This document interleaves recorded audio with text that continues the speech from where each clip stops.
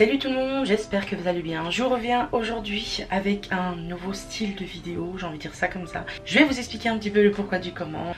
On a décidé de faire un stock alimentaire, pourquoi? Parce qu'avec tout ce qui se passe en ce moment, l'augmentation des prix franchement qui devient hallucinant. Ici en Belgique, on a déjà constaté l'augmentation des prix par rapport à certaines denrées, la farine, l'huile, etc. Et on nous dit un petit peu partout aux infos, les experts, qu'il va y avoir une hausse de entre 15 et 20%. Et après on entend que ça peut monter jusqu'à 50%. Ensuite, Monsieur le président Macron qui parle d'une famine, qui parle d'une crise alimentaire d'ici 12 mois. Donc voilà, ça fait un petit peu peur. Malheureusement les gens prennent tellement peur qu'ils vident totalement les magasins. C'est vraiment pas la chose à faire. Mais voilà, moi je suis pas là pour dire ce que les gens ils ont à faire, ce qu'ils ont pas à faire. Je donne juste mon avis. Si vous faites du stock alimentaire, essayez quand même d'en laisser un petit peu aux autres. Parce que personnellement quand je vais au magasin, je vois les gens qui se tapent dessus, qui se ruent sur les farines, sur les pâtes, etc. Du coup les rayons sont vides depuis plus de 2 semaines. Donc quelqu'un qui n'a pas les moyens ou qui n'a pas envie de faire de stock alimentaire se retrouve sans farine. Donc il peut plus faire son pain ou ses gâteaux ou peu importe.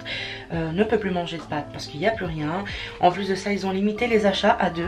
Donc on peut acheter que 2 farines, 2 paquets d'huile, 2 paquets de pâtes. Donc voilà, c'est très limité. Moi quand j'ai fait mes courses, il n'y avait pas encore la limitation en fait sur les pâtes. Donc j'en avais pris quelques-unes, je crois que j'avais pris 4 paquets.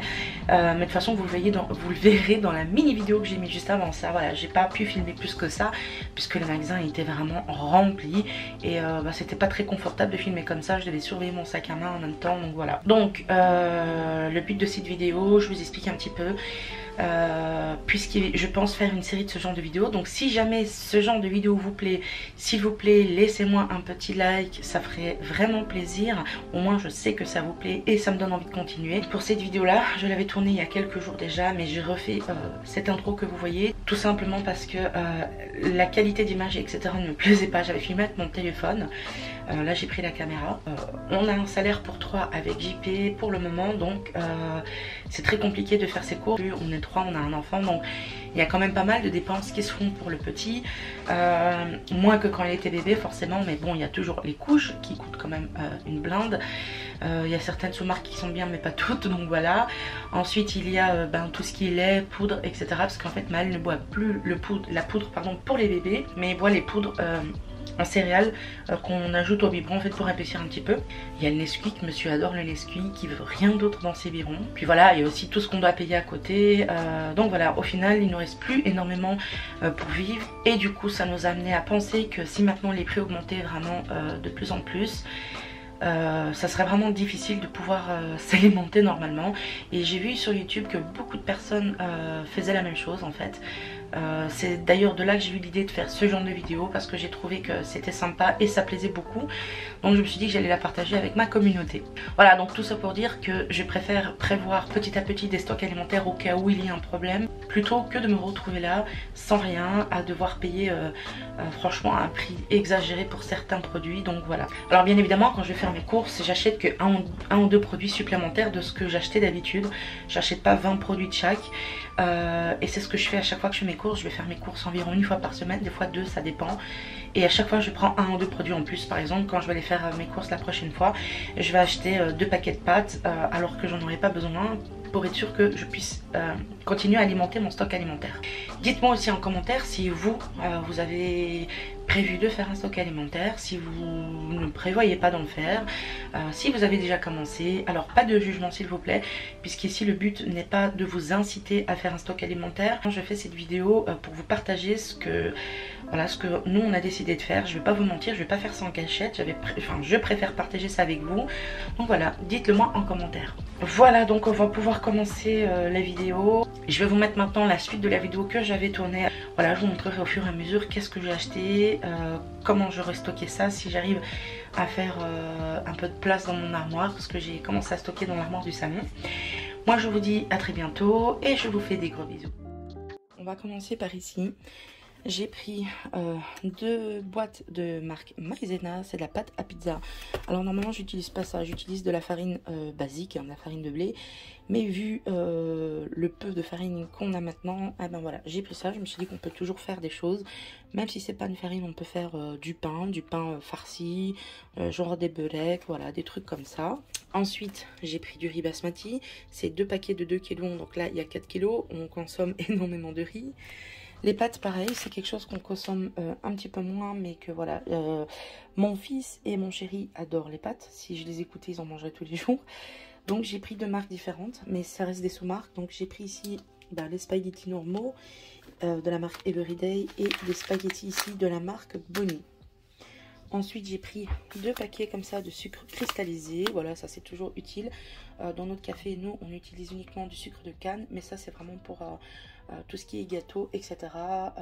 J'aimerais bien utiliser du sucre de noix de coco ou des choses qui sont plus saines pour la santé, on va dire, que du sucre blanc. Mais ça coûte tellement un bras que voilà, on oublie. Sauf quand il y a des promos.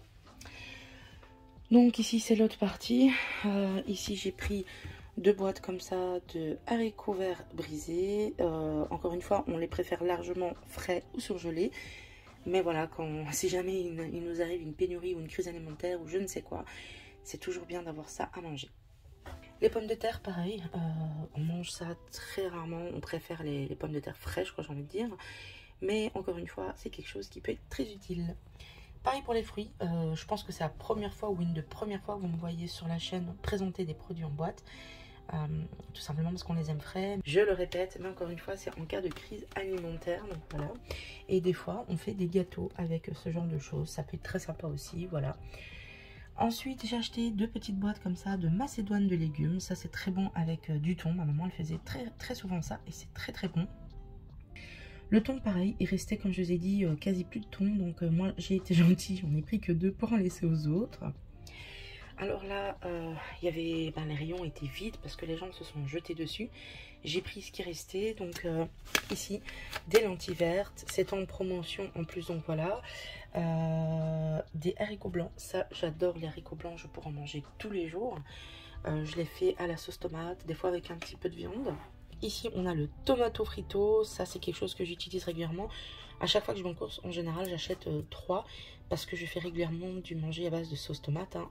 Ayant des origines turques, je cuisine très souvent turc aussi. Et on cuisine beaucoup avec la sauce tomate. Donc voilà, même quand je fais les spaghettis, j'utilise ça. Ça, c'est du concentré de tomate. Comme je vous le disais, je cuisine aussi très souvent avec du concentré de tomate. Donc ça, j'en ai pris 2, voilà. Ensuite, on va passer à tout ce qui est farine. J'ai pris 2 paquets de farine pour pâtisserie. Voilà, c'est une farine que j'utilise rarement. Parce qu'en général, quand je fais mes gâteaux, j'utilise tout simplement de la farine de blé.